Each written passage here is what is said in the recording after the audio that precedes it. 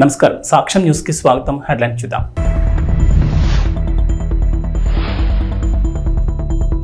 కేంద్రం నుంచి అమరావతికి మరో గుడ్ న్యూస్. ఇతర రాష్ట్రాలతో అనుసంధానించే రహదారుల ప్రాజెక్టులకు గ్రీన్ సిగ్నల్.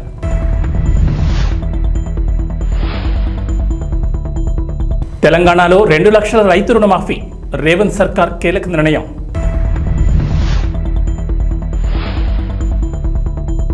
పేదల ఇంటి నిర్మాణానికి 5 లక్షలు. అర్హులను గుర్తించే అంశాలపై ప్రభుత్వ అధికారుల focus.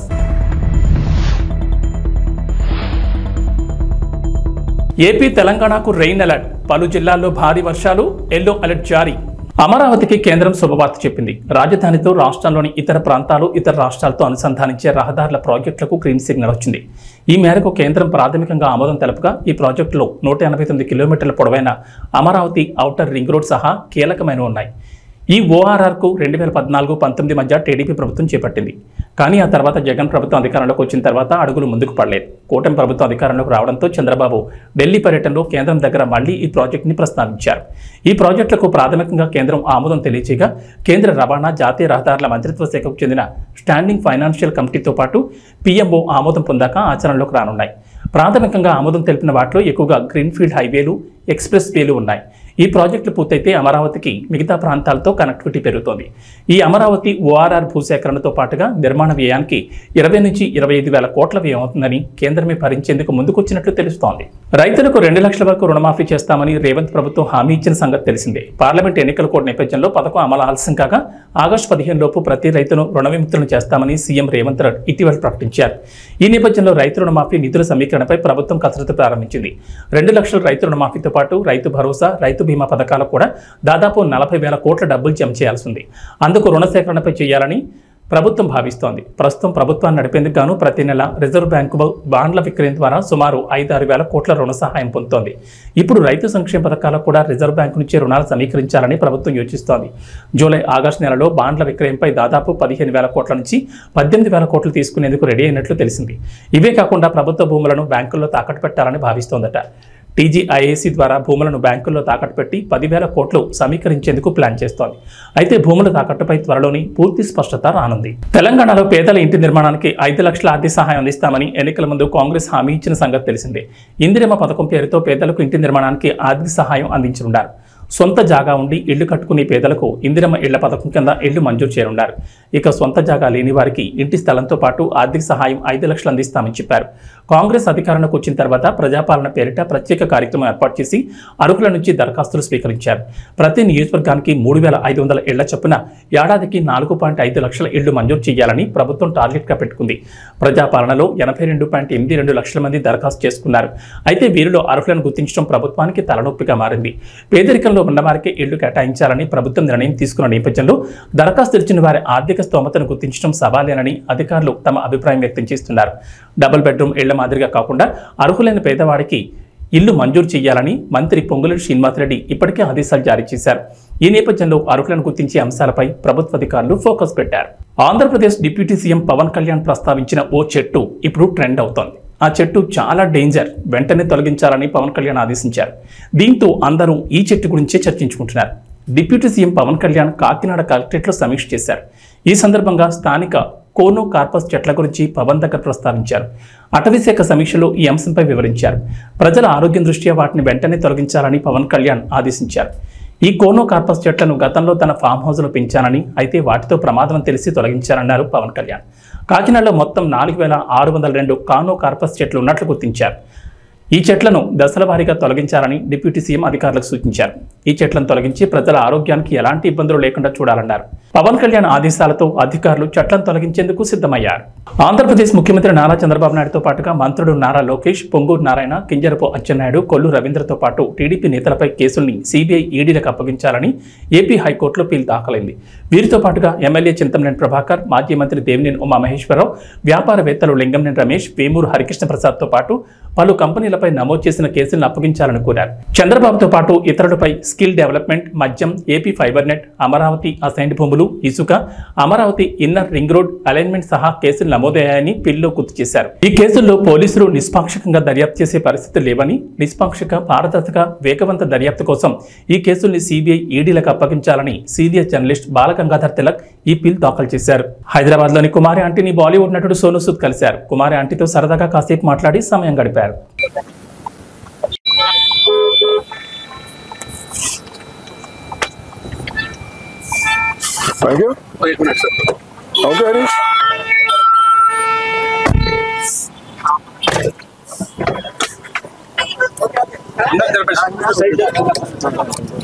Welcome to Hyderabad. Hello. How are you doing? How are you? Thank you. Ram se. How are you doing? Ram se. इधर से अरे ले लोकल भाई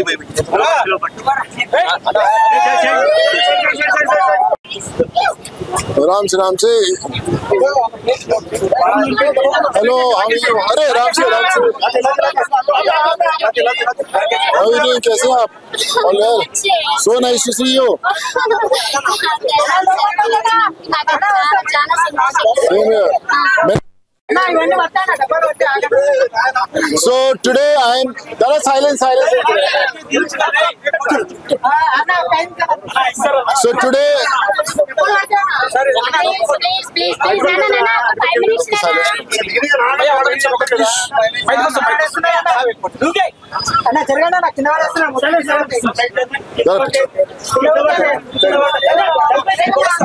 So now I am with Kumari aunty. You know, we have heard a lot about her. She is a self-made lady. We talk about women empowerment. We talk about how everyone should work hard for the families. Kumari aunty is the best example.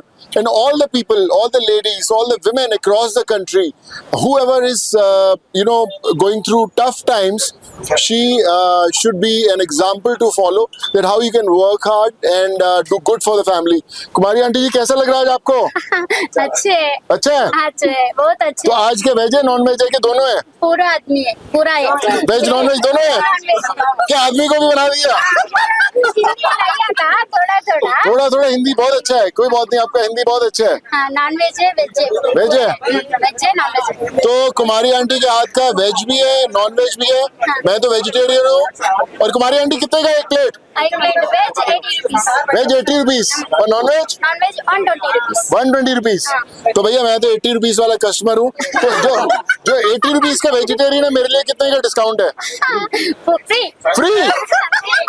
आज तो lottery लग गया हमारा यार aunty, कुमारी aunty. अगर आप free बोलोगे तो मैं हर रोज आएगा खाने के लिए, चलेगा? మీరు ఎంతో మందికి హెల్ప్ చేస్తున్నారు, మీరు ఎంతో మంది కంటే ఎంతో మందికి, నేను మీకు అసలు ఎంత పెట్టినా తక్కువ అవుతుంది, ఎందుకంటే మీరు అంత మందికి హెల్ప్ చేస్తున్నారు కాబట్టి. మీరు నాకు కష్టం వచ్చినప్పుడు కూడా మీరు అలా ఫోన్ చేసి నాకు అలా ఓదార్పు చెప్పినప్పుడు కూడా నాకు. నేటి నుంచి విజయవాడలోని దుర్గగుడిపై ఆషాఢం సారీ మహోత్సవాలు జరుగుతున్నాయి. వచ్చే నెల 4 వరకు కార్యక్రమం జరగనుంది. ఇవాళ దుర్గమ్మకు ఆలయ ఉద్యోగులు సారీ సమర్పించనున్నారు.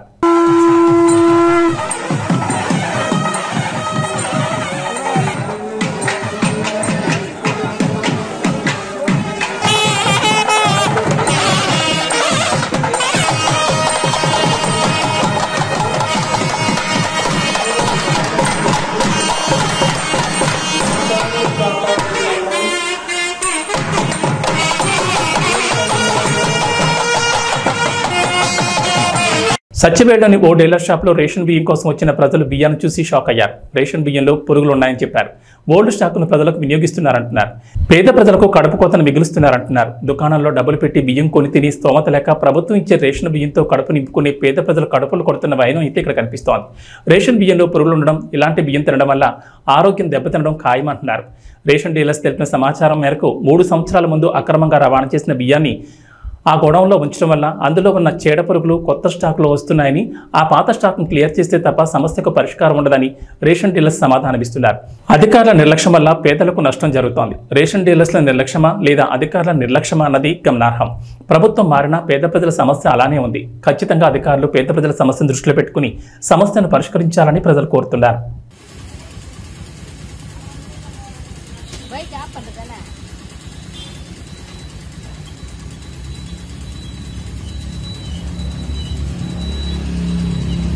కర్నూలు జిల్లా కౌతాడ మండలం ఉరుకుంద గ్రామంలో వెలసిన ప్రముఖ పుణ్యక్షేత్రమైన శ్రీ ఉరుకుంద ఎర్రన్నస్వామి దేవాలయంలో భక్తులు సమర్పించే టెంకాయలు కొబ్బరి చెప్పులకు ఆన్లైన్ టెండర్ మరియు బహిరంగ వేలంపాట ఈ నెల 20వ తేదీన నిర్వహిస్తున్నట్లు డిప్యూటీ కమిషనర్ మరియు ఎగ్జిక్యూటివ్ ఆఫీసర్ హెచ్జి వెంకటేష్ పేర్కొన్నారు.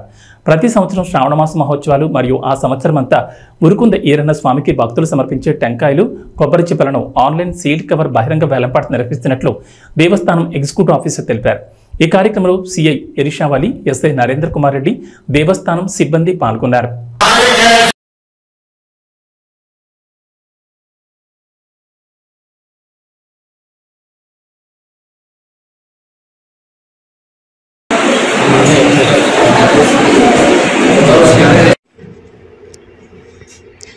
ప్రతి సంవత్సరము దేవస్థానంలో టెంకాయలు అమ్ముకోవడానికి హక్కు మరియు భక్తులు సమర్పించు కొబ్బరి ఒప్పులను సేకరించుకునే హక్కు ఒక సంవత్సరం కాలానికి, అంటే ఈసారి శ్రావణ మాసం కవర్ అయ్యేటట్టుగా 11 నెలలకు పెట్టడమైనది. అందులో ఆన్లైన్ టెండరు, సీల్డ్ టెండరు, బహిరంగ వేలం నిర్వహించడమైనది. ఆన్లైన్ టెండర్లో ఎవరు పాల్గొనలేదు, బహిరంగ వేలంలో కూడా ఎవరు పాల్గొనలేదు. సీల్డ్ టెండర్ లో ముగ్గురు పాల్గొన్నారు. ముగ్గురులో ఒకరు డిస్క్వాలిఫైడ్ అయినారు డిపాజిట్ కట్టినందుకు.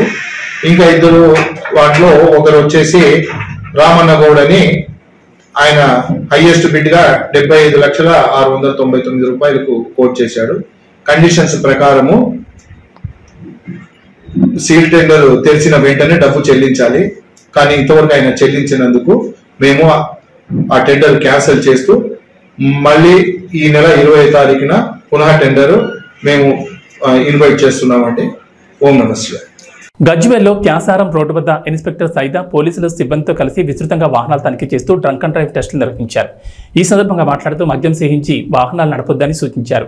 వాహనదారుల్లో ప్రజలలో మార్పు వచ్చినప్పుడు మాత్రమే రోడ్డు ప్రమాదాలు తగ్గుతాయని తెలిపారు. రోజు రోజుకి వాహనాల రద్దీ పెరుగుతోందని దాన్ని దృష్టిలో ఉంచుకుని సేఫ్టీ సెక్యూరిటీగా డ్రైవింగ్ చేయాలని సూచించారు. రోడ్డు నిబంధనలు, ట్రాఫిక్ నిబంధనలు పాటించాలని సూచించారు. ట్రిపుల్ రైడింగ్ పై ప్రతిరోజు డ్రంక్ అండ్ డ్రైవ్ నిర్వహిస్తామని తెలిపారు. ఈ కార్యక్రమంలో గజ్వేల్ పోలీస్ సిబ్బంది తదితరులు పాల్గొన్నారు.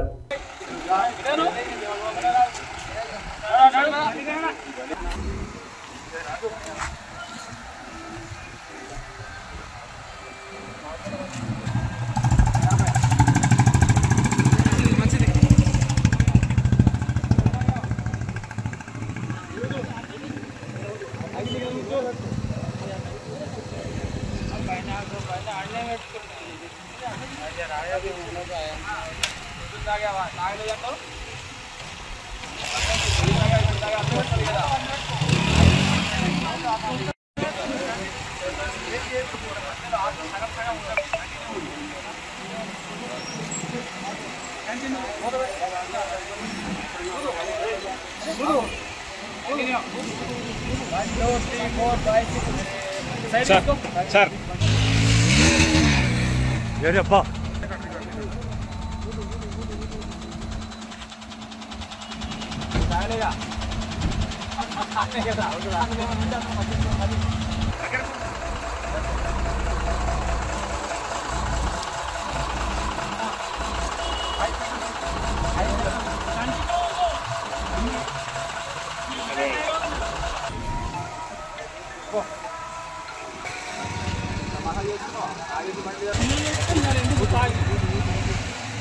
పిల్లలుండే తాగాలంటే లేకుండా ఉండవా? దృష్టి బాగుంటే ఇప్పుడు రావాలి చెప్తాను, తీసుకు లోపల కూర్చోవాలి.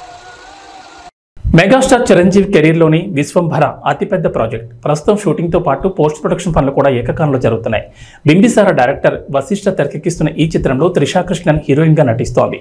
అలానే భారీ స్టార్ కాస్టింగ్ కూడా ఈ చిత్రంలో ఉంది. ఇక విఎఫ్ఎక్స్, భారీ యాక్షన్ సన్నివేశాలు ఈ చిత్రంలో మెయిన్ హైలైట్ అని ఇప్పటికే డైరెక్టర్ వశిష్ఠ చెప్పారు. ఇక తాజాగా ఈ మూవీ టీం మెగా అభిమానులకు ఓ గుడ్ న్యూస్ చెప్పబోతోంది. ఈ చిత్రానికి సంబంధించి ఓ చిన్న టీజర్ను త్వరలో రిలీజ్ చేయబోతున్నట్లుగా సమాచారం. మేకింగ్ విజువల్స్, చిరంజీవి లుక్ను ఈ టీజర్లో రివీల్ చేయబోతున్నారట. ఈ చిత్రం 2025 జనవరి 10న ప్రేక్షకుల ముందుకు రానుంది. మరి ఈ టీజర్ వేరే రేంజ్లో ఉంటే మాత్రం సినిమా ప్రీ రిలీజ్ బిజినెస్ గట్టిగానే జరిగే అవకాశం ఉంది. ఎంఎం కీరవాణి ఈ సినిమాకి సంగీతం అందిస్తున్నారు. ఇక ఈ సినిమాలో బాలీవుడ్ చెందిన కునాల్ కపూర్ కూడా ఓ పవర్ఫుల్ రోల్లో నటించబోతున్నారు. ఈ విషయాన్ని ఇటీవలే మూవీ టీం ప్రకటించింది. అయితే ఆయన ఏ పాత్రలో నటిస్తున్నారనేది మాత్రం చెప్పలేదు. త్రిషతో పాటు నా సామిరంగా హీరోయిన్ ఆషికా రంగనాథ్ కూడా విశ్వంభర్లో నటిస్తుండడం విశేషం. మొత్తం ఈ సినిమాలో 5 హీరోయిన్లు ఉండబోతున్నారని ఎప్పటి నుంచో టాక్ ఉంది. ఇప్పటికే త్రిష, ఆషికా పేర్లను ప్రకటించారు. త్వరలోనే మీనాక్షి చౌదరి, సురభి, ఇషా చావ్లా పేర్లను కూడా రివీల్ చేసే అవకాశం ఉంది. ఇక ఇందులో రావు రమేష్ కూడా ఓ పాత్రలో నటిస్తున్నట్లు సోషల్ మీడియాలో ప్రచారం జరిగింది. ఆయనే మెయిన్ విలన్ అని కూడా అంటున్నారు. కానీ ఇప్పటి వరకు మూవీ టీం అయితే దీనిపై క్లారిటీ ఇవ్వలేదు. మొన్నటి వరకు హైదరాబాద్లోని ఓ భారీ సెట్లో ఈ సినిమా షూటింగ్ జరిగింది. జూలై చివరి నాటికి ఈ సినిమా షూటింగ్ కంప్లీట్ చేయాలని వశిష్ఠ అనుకుంటున్నారు. ఇప్పటికే చాలా యాక్షన్ సీక్వెన్స్ల చిత్రీకరణ పూర్తయిందని సమాచారం. విజువల్ ఎఫెక్ట్స్కు ప్రాధాన్యం ఎక్కువగా ఉండే ఈ సినిమాను 200 కోట్ల బడ్జెట్తో నిర్మిస్తున్నారు. సోషియో ఫ్యాంటసీ జోనర్లో చిత్రం రాబోతోంది. ఈ చిత్రంతో ఎలాగైనా బ్లాక్ బస్టర్ కొట్టాలని మెగా ఫ్యాన్స్ అనుకుంటున్నారు. చిరు నటించిన చివరి చిత్రం భోళా శంకర్ బాక్సాఫీస్ దగ్గర డిజాస్టర్ అయింది. T20 వరల్డ్ కప్ 2024లో ముద్దాడిన తర్వాత భారత్ తొలి T20 సిరీస్ ఆడేందుకు సిద్ధమైంది. 5 మ్యాచ్ల సిరీస్లో భాగంగా హరారే వేదికగా ఇవాళ భారత్ జింబాబ్వే తలపడబోతున్నాయి. భారత్ కాలమానం ప్రకారం సాయంత్రం 4:30 ఈ మ్యాచ్ ప్రారంభం కానుంది. T20 ఫార్మాట్కు సీనియర్లు రోహిత్ శర్మ, విరాట్ కోహ్లీ, రవీంద్ర జడేజా రిటైర్మెంట్ ప్రకటించిన తర్వాత జరుగుతున్న తొలి మ్యాచ్ కావడంతో జట్టు కూర్పుపై ఆసక్తి నెలకొంది. అయితే మ్యాచ్కు హరారే స్పోర్ట్స్ క్లబ్లో జరిగిన ఫ్రీ మ్యాచ్ ప్రెస్ కాన్ఫరెన్స్లో కెప్టెన్ శుభ్మాన్ గిల్ జట్టు కూర్పుపై క్లారిటీ ఇచ్చాడు. ఈ ఏడాది IPL సీజన్లో అదరగొట్టిన సన్ రైజర్స్ హైదరాబాద్ యువ ఆటగాడు అభిషేక్ శర్మ కెరీర్లో తొలి అంతర్జాతీయ మ్యాచ్ ఆడబోతున్నాడని ప్రకటించాడు. అభిషేక్ శర్మ తాను ఓపెనర్గా రాబోతున్నట్లు నిర్ధారించాడు. మొదటి 2 మ్యాచ్లకు యశస్వి జైస్వాల్ అందుబాటులో లేకపోవడంతో అభిషేక్ ఓపెనర్గా అవకాశం దక్కిందని వివరించాడు. IPL 2024లో అభిషేక్ శర్మ అద్భుతంగా బ్యాటింగ్ చేశారు. ఏకంగా 204.21 స్ట్రైక్ రేట్తో 500కు పైగా పరుగులు పాదాడు. ఇక Chennai Super Kings captain Ruturaj Gaikwad కీలకమైన 3వ స్థానంలో బ్యాటింగ్ చేస్తాడని గిల్ చెప్పారు. ఇక వాతావరణ విషయానికి వస్తే తెలంగాణలో వర్షాలపై హైదరాబాద్ వాతావరణ కేంద్రం అధికారులు అలర్ట్ ఇచ్చారు. నేడు రేపు రాష్ట్రంలో విస్తారంగా వర్షాలు కురుస్తాయని చెప్పారు. నైరుతి రుతుపవనాల ప్రభావంతో రాష్ట్రంలో విస్తారంగా వర్షాలు కురుస్తాయని వెల్లడించారు. పలు జిల్లాల్లో భారీ వర్షాలకు ఛాన్స్ ఉందన్నారు. నేడు వికారాబాద్, సంగారెడ్డి, మెదక్, కామారెడ్డి, వనపర్తి, నిజామాబాద్, జగిత్యాల, సిరిసిల్ల, సిద్దిపేట, గద్వాల్, నారాయణపేట జిల్లాల్లో భారీ వర్షాలకు ఛాన్స్ ఉందన్నారు. ఈ మేరకు ఆయా జిల్లాలకు హైదరాబాద్ వాతావరణ కేంద్రం అధికారులు ఎల్లో అలర్ట్ జారీ చేశారు. అటు ఏపీలో వర్షాలు కురుస్తాయంటోంది వాతావరణ శాఖ. నైరుతి రుతుపవనాల సమయంలో రాష్ట్ర వ్యాప్తంగా ఎండలు మండిపోయాయి. వేడి వాతావరణంలో ప్రజలు ఇబ్బంది పడ్డారు. అయితే తూర్పు మధ్య బంగాళాఖాతంలో ఉపరితల ఆవర్తనం కొనసాగుతుండగా గుజరాత్, కర్ణాటక తీరాల వెంబడి ద్రోణి విస్తరించింది. ఈ ప్రభావంతో రాబోయే 3 రోజుల్లో ఉత్తర కోస్తాలోని కొన్ని జిల్లాల్లో భారీ వర్షాలు కురుస్తాయని వాతావరణ శాఖ అంచనా వేస్తోంది. రాయలసీమ, దక్షిణ కోస్తాలో కొన్ని ప్రాంతాల్లో తేలికపాటి నుంచి ఓ మోస్తరు వర్షాలకు అవకాశం ఉందంటున్నారు వాతావరణ శాఖ అధికారులు. ఏబీ బులెటిన్ విశేషాలు. నమస్కారం.